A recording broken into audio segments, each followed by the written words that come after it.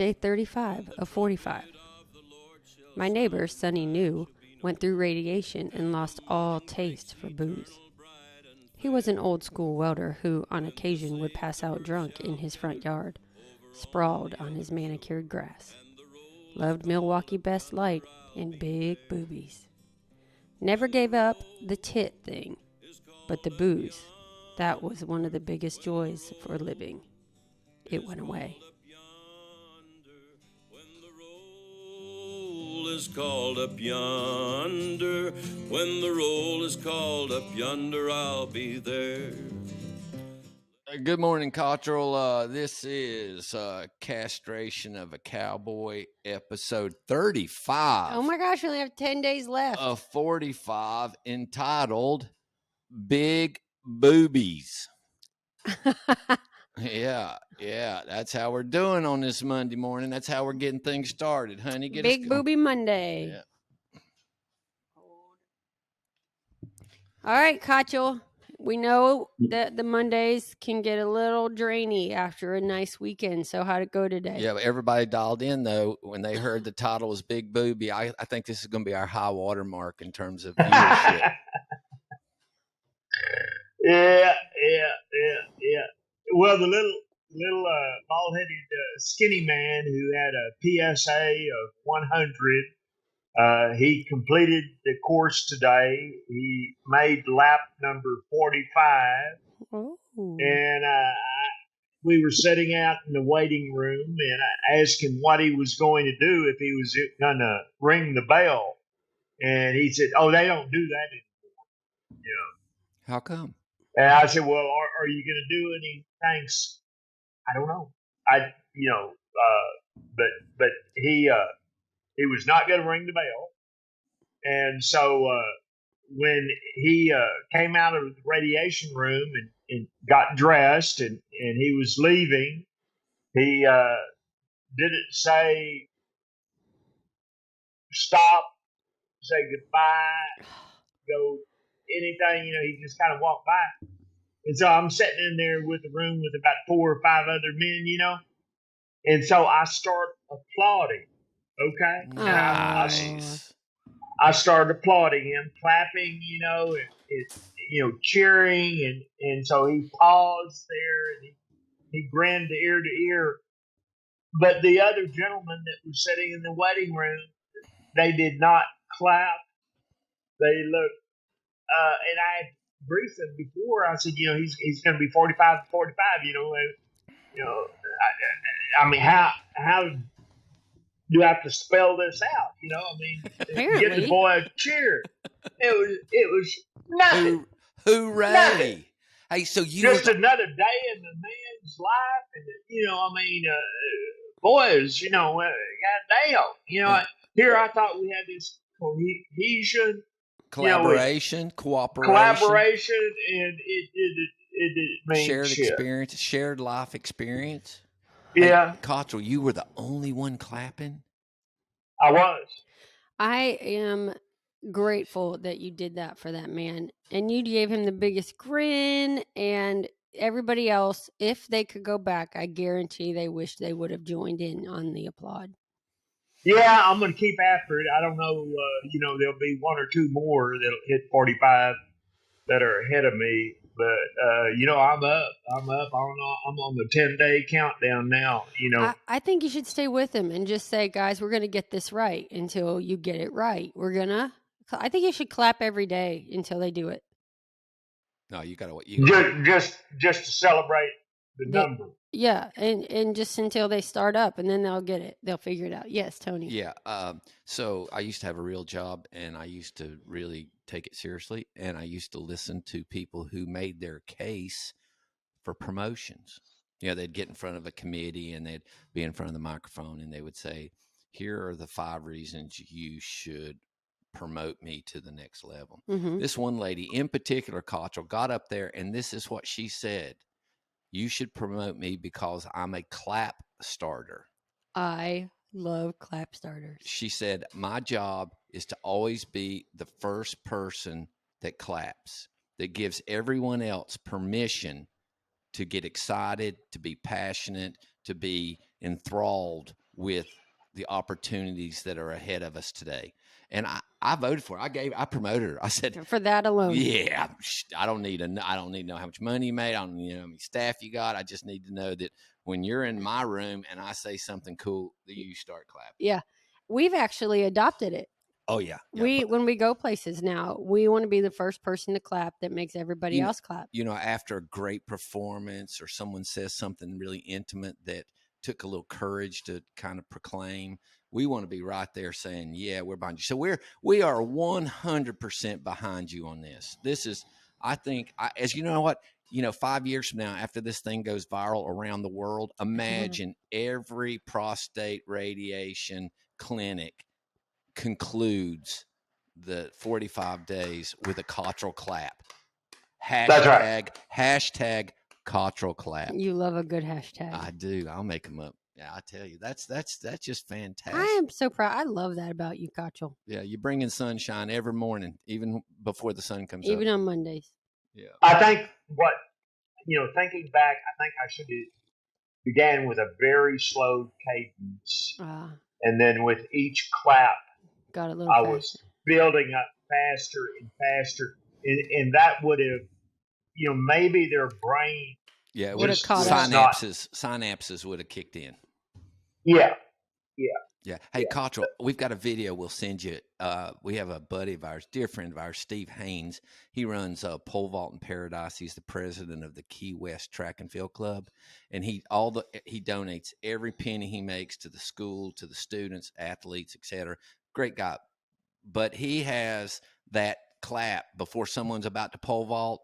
He's got that rhythm down, and he can get 1,000 people, everybody, to go in cadence with him. But that's exactly what he does. He starts out with a pregnant pause between each clap so that everybody can go, oh, I see what he's doing. We're and clapping. Then by the time the person is almost at the box, you're just at a, cheer. So I think you need to adapt that into the cultural clap mechanism. Yeah, it's technique and timing. I knew what I was going to do, but when you look behind you and you don't have anybody, following you, and they're smiling. It's like they want to be there. They want to be there, but they just society, engaged. Culture, society has made them not draw attention themselves. But it's just like I tell Julia in volleyball. You know what leaders do? They lead. Exactly. You cannot waver. You have to be centered. You have to be confident. You have to be calm and persistent with your leadership. And I feel, who am I telling you? You taught me the, fundamentals of leadership. So, I'm preaching the choir there, I guess. Yep. It all boils down to technique. Yeah. Practice. Hey, and, talk to him about the reason that technique, those reps on technique. You build neural pathways. The more you do something, the deeper your pathways get. They make them to be more habitual, and you don't have to think about them so much. That's right. And you leave the first brain, and you let the second brain take over, which then allows you to do it most authentically. Just so purely and perfectly. Just like when you walk up to a set of stairs, you don't stop and think. You just put your foot exactly where it needs to go. Most of the time. Yeah, well, yeah. See, catch a shin. Fair point. But anyway, hey, so we like that, Cottrell. Hey, we what else? But I would like to. I want to know about the neighbor. Yeah, the big boobies. I want to know about big boobies. Oh, Sonny went to his grave. Appreciating big boobies. He did. When the ambulance came to pick him up, he had fallen and broke his hip. And then he got in the hospital, and then he had asthma, and he couldn't breathe, and he died. Am I the only one that finds irony that his name was Sonny? Because that ain't a very sunny story. No. That sounds pretty shady. That his name should have been Shady. So anyway, but Sonny was your neighbor across the street. Tell us about him. Yep. Thank you. Well, Sonny, he was a salesman. He would load up this 2-ton truck with welding supplies, and he would leave out and make big circles around Austin, going to all the welding shops and selling his supplies. And his life was one on the road. But was that his own business, or did he work for the man? He worked for the man. Okay, and yep. The man promoted him and made him rich beyond his wildest dreams. Oh, that's a good man. Mm-hmm. He was the super salesman. And Sonny's technique was to take all the boys down to the beer joint at the end of the day. And then, he would come home Fridays, piss ants, drunk, and he would be able to park his truck,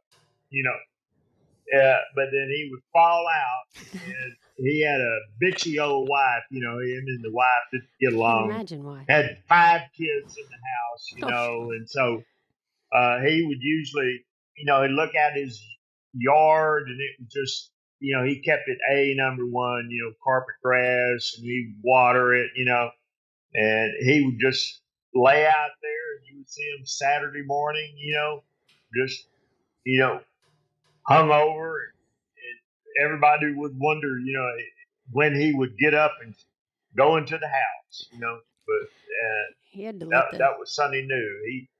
He loved the booze, loved it. And then he went through radiation, and he couldn't tolerate booze anymore. Just the thought of drinking, from the radiation. He came out on the other side, did it when,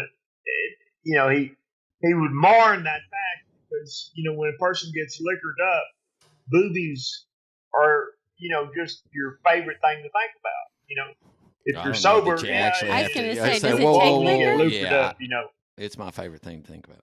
Sober. Yeah, all the time. Yeah. In any status. But hey, listen. So the radiation made him not want to drink, but it did not take away his thirst for boobies. Is that what you're saying? Right. Excellent. It prevailed, Yeah. and that's encoded in DNA. That's from the very. I know there's a lot of Christians out there that probably don't believe in evolution. Well, I'm not sure, but the earliest form of humanity prioritized boobies over beer. Do you think they had beer then? It doesn't matter. It was number one. If they did. Because it was important for survival that you have that deep embedded appreciation for beautiful breastises.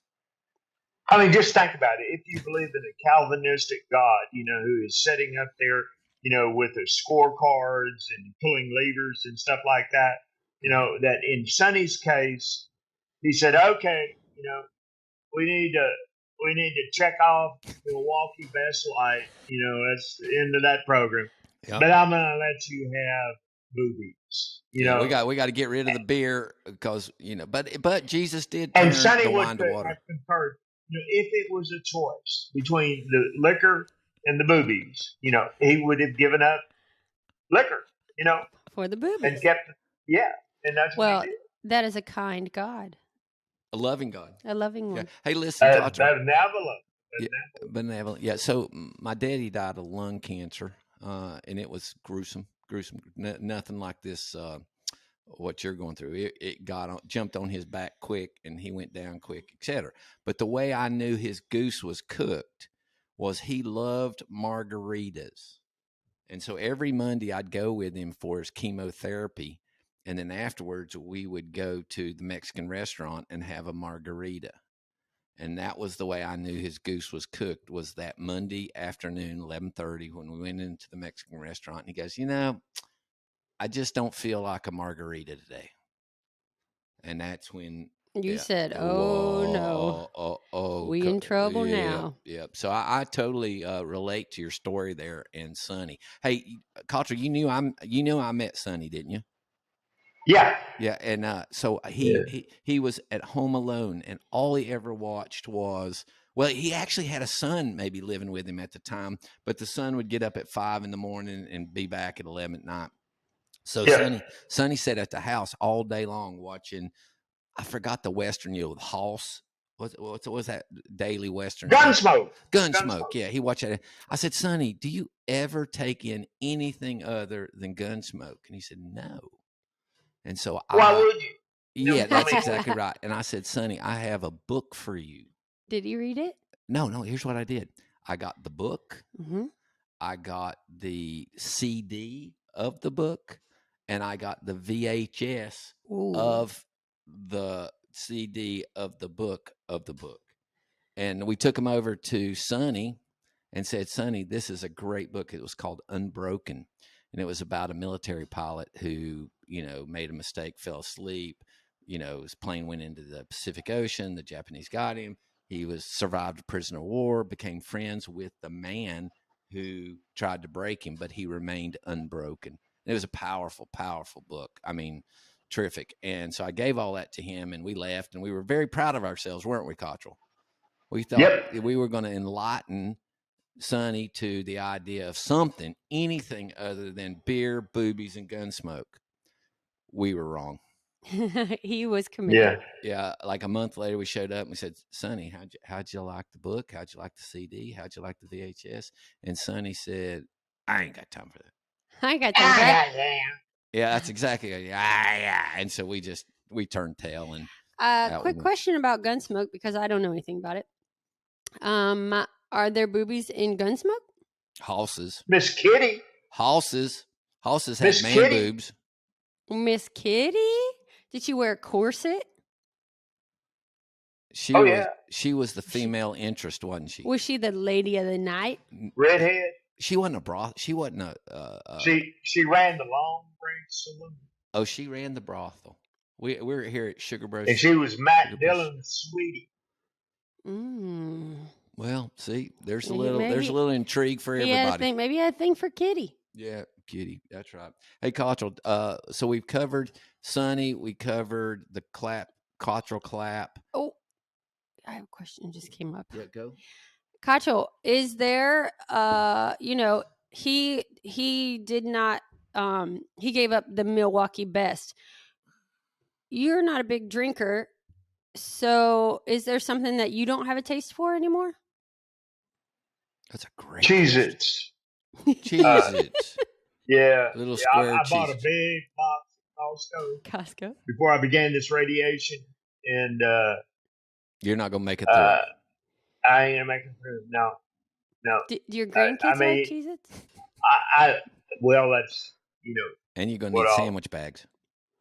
And I was there, and all at once it just got really, just gummed up my mouth. They'll do that on you. I mean, that might have something to do with the radiation. Not. It could just be in the ambient temperature.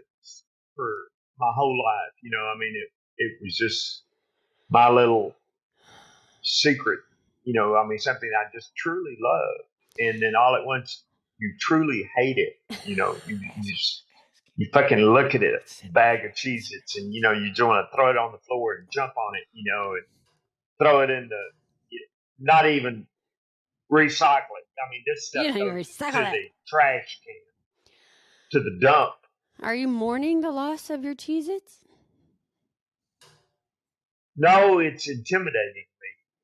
It's I've got to get them out of my life. I've got to do something with the box. There were 48 pouches in there, and I'm down to maybe 43, and I need to dispose of it, and I'm thinking I'm either going to give it to my grandchildren, Henry, or I'm going to throw it in the trash, or I'm going to let. How about the homeless people? Sit there. How about the homeless people?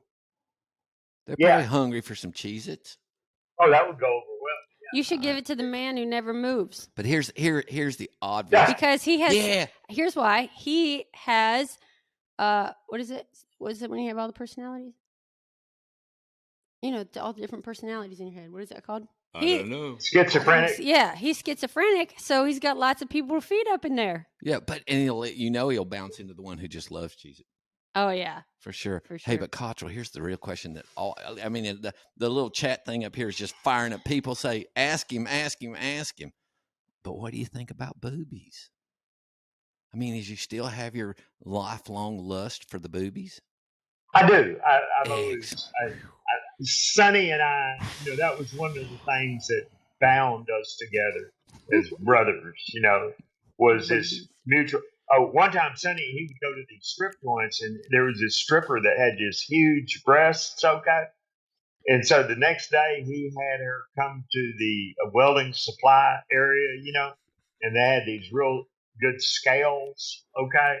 Okay. And she came there and they weighed her boobies, okay? And Sonny went down as being immortal now, a figure that stands alone in Austin history, within the welding Because class. he actually knew. He weighed these boobies, and he had all his, welding supplies salesman, this was one of they still talk about that to this day. Sonny will never be forgotten. Yeah. He will never be. I'm not sure that is How much do on they the weigh? board. Yeah. Do you know how much they weighed? I'm interested. No, I now. do not know. I do not. Yeah, but this is borderline misogynistic. They're boobies. It has to be. Oh, it has to be. by definition. Yeah. Yeah. Okay. Well, It's not politically correct. This is part of our society that is culture, which is disappearing. or just hiding. It's not disappearing. It's not going anywhere. It's just hiding from the hashtag, fake news, social media, blah, blah, blah. You just can't be that refined anymore. But let's go back to this question. So we talked about, I had it primed and ready to go. Ooh, just fumbled it. Boobies, Sonny. Weighing them. Wait, no. Big area. Hero. Yeah, that's right. I don't. Oh, this is what I wanted to ask. Yeah, go. How was your weekend? Wow. Oh, good. Real decline. I Viewers dropping by the got a lot accomplished. Everything went smooth. I'm very, I'm just analytical out of the wazoo, and I got out there to Dime Box and spent the night, and I got to looking for one of my cowboy hats, and I could not find it. Okay, I put all my felt hats up for the summer. Yep. And I put mothballs in there so the moths don't get them, and I have them all in one area. My Stetson hat box are stacked up there. There was Straw one hats. hat that Hey, hold on, Cottrell. Wait, let him finish. No, I gotta intervene for you. Texans wear straw hats in the summer, felt hats in the winter. You don't wear a felt hat. I see. You see some son of a bitch walking around in a felt hat in the middle of July, he's straight from Ohio. Oh, okay. Got it. Go ahead, Cottrell. Continue. Yeah, nothing annoys me more than that. When I see that, just annoys the hell out of me. Fool. But I couldn't find this hat, and so I said, now, where would I have put that hat? And I said, it's one place I would have put that hat back in Austin. And man, when I got back to Austin, I went, and it was exactly in that spot. Boy, everything has its place. Yeah, that's right. It's just, I'm just getting very, very efficient with not losing my shit. Yeah. So, hey, can we tell you Do something? you think the radiation is helping that? Might be. Hey, can we tell you what we lost? A couch. An entire couch. How you lose a couch, we don't know, but it was on the dock, and we went to bed, and the next morning we get up, and the couch is gone. One of them fancy blow-up couches. It's an ocean couch. Yeah, I mean, big money couch. And so we have three hypotheses. One. Well, your first hypothesis is some bitch came up at night and stole it. Now, what cold son of a bitch would steal a couch off a man's dock? I mean, that don't seem right at all. I mean, there's only 20 people live around. We all we got to do is walk down the street, and we're going to find them. It's a big couch. Yeah, it's going to be hard. They're going to have a hard time hiding it. Number two is the wind blew it over to the Navy yard, Boca Chica. I just don't think it's been that windy. And the third hypothesis, which we'd really like to say in a lower tone, is we were so drunk when we left Snipes that we left it there. No, I think it blew out of the boat on the way when we hit the mangroves. Yeah, the parenthetical, or what do you call We that? can't say that. We're Introductory gonna get in phrase. trouble. Yeah, I know. But the fact is, we weren't sober enough to remember that possibly a couch could fly out of a boat. You could. Anyway, that's it. That's what we we're, learned. we're not quite as dialed in as you. All right, Cottrell, I got a little something I'd like to read to you today. Can we do that? Can we move on to that now? Yeah, please. Yeah, that's right. Okay. Got to look up in photos. Here it is. Okay, this is from Mark 12:31. What does ESV mean? It's like a NIV Bible. But ESV. I don't know the. Okay, doesn't matter. It says, "You shall love your neighbor as yourself. There is no other commandment greater than these." And I thought that was appropriate based on your relationship with Sonny, the neighbor across the street. Did you love Sonny, even though he may have had some quirks and some things you might not have completely agreed with? Oh yeah, I think it's hard to yeah. love We hit him. it off immediately. I mean, we just hit it off. First time. I think it's hard to, it says love your neighbor as you love yourself. I just think that's hard.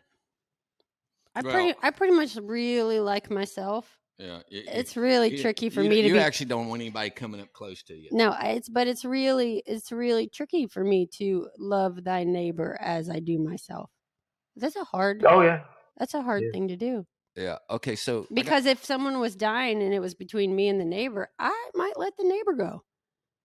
Yeah, I don't know. So here's a T-shirt which paraphrases that scripture. It says, "Love thy foreign, homeless, prostitute, imprisoned, disabled, gay, straight, transgender, enemy, blue collar, white collar, old, young, black, white, lonely, Jewish, Muslim, Christian, atheist, male, female, racist, addicted, rich, poor, liberal, conservative, different from you, neighbor."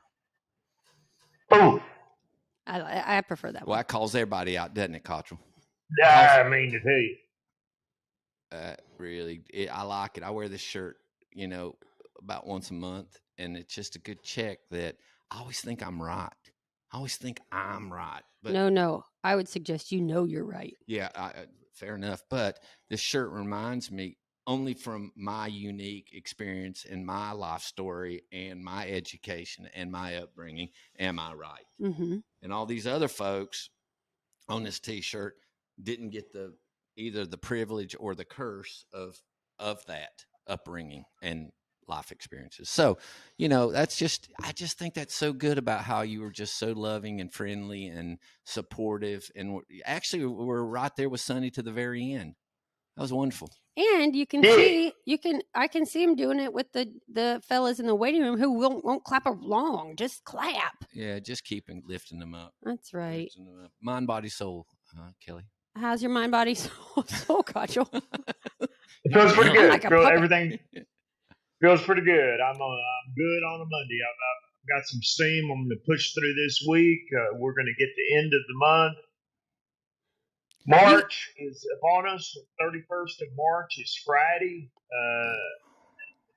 3 months into the year. Here we go. Okay, hey, but you only have 10 days. You can see the finish line. But do we make it to Easter? Yeah, it's remember 2 days after Easter. Because they take Easter off. From the grave he arose with a mighty triumph over his foes. He arose a victor from the dark domain, and he lives forever with the saints to reign. I don't know the words. Yeah, that's good. Yeah, but that was imagine sunrise service. Did you ever go to sunrise service, Cottrell? Yes. Yeah, I love that. I swear. I did too. I dragged Kelly to Francis Asbury for sunrise service, which she beautifully and willingly went. But it wasn't so beautiful, but huh? I was tired. I wasn't real. Yeah, she just wanted to get at why we couldn't do this at 11 like we always do. I mean, did we really, really need to get out of bed at the butt crack of dawn. And it was chilly. And it was cold, yeah. But anyway, those rituals are fun, and I enjoyed them, and they made me feel secure. And, you know. I think this year's sunrise service is going to have a whole new meeting since Kacha will be, he will rise again. Hey, Kacha, we're going to Miami for Easter, which is the day after UFC 287.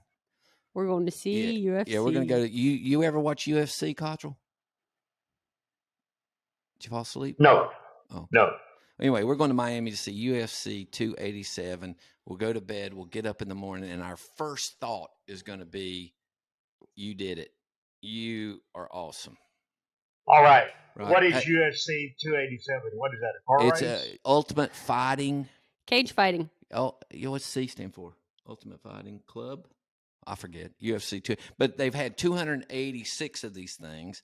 The 287th one is going to be held in Miami. And last night we bought tickets. We're going, and we're going. It's my birthday present. It's her birthday present, and we're going to cheer for the Style Bender. Oh, what is his name? Sada. Yeah. Whoa. Yeah, it's basically cage fighting. It's like going down to Mexico and watching cockfighting. Yeah. And thousands of people will be there. Thousands. Probably. I mean, it's where the Miami Heat plays. So however many people can go to that basketball arena is how many people will be at UFC 287. And we should get them to be a sponsor. Adesanya. What is his name? I don't know, but UFC should be a sponsor of the castration of a cowboy. Oh, I think because we gave him good mention. Yeah. Do you know? And there was a UFC fighter named Cowboy. That's right. All right. Okay. So hey, listen. You always try to cut off before I can say, Kacha, I love you. I appreciate you, Kacha. Listen, we are so proud of you. And we thank you for sharing your morning with us. And we're happy to see that this Monday isn't very Monday. Yeah, that's right. And this has been Castration of a Cowboy, episode 35 of 45, entitled Big Boobies. Mm-hmm. This episode was brought to you by 4C Ranches, a for-profit corporation certified by the state of Texas, in the state of Texas, located in Dimebox.